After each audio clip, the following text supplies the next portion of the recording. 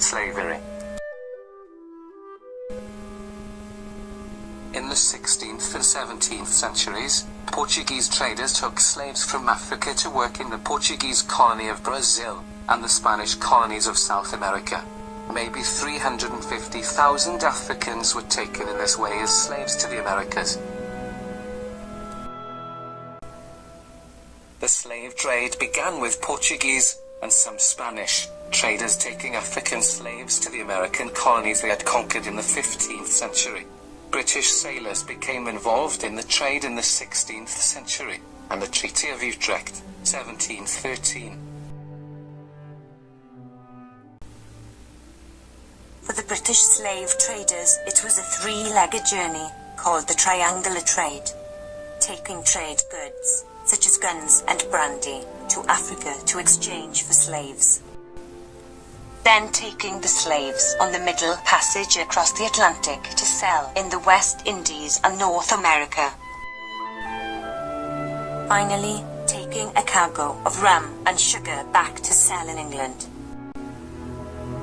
Conditions on the Middle Passage were terrible, and many slaves died. Opposition to the slave trade grew. Sometimes, slaves revolted on the voyage. In Jamaica, runaway slaves, called Maroons, formed their own communities. In England, a group of Black Britons called the Sons of Africa started a letter-writing campaign against the slave trade. In 1787, the Committee for the Abolition of the Slave Trade was formed. William Wilberforce represented them in Parliament. In 1807, after a huge campaign, the first mass public protest campaign in history, Parliament abolished the slave trade.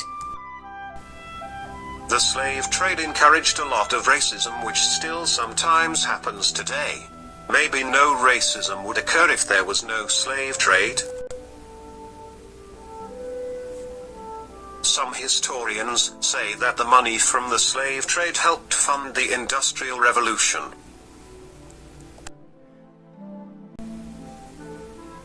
But Africa had a loss of population. In fact, it is estimated that 50 million Africans were lost, and strong, fit, young individuals were mostly desired. Thank you for watching. I hope you now know more about the slave trade.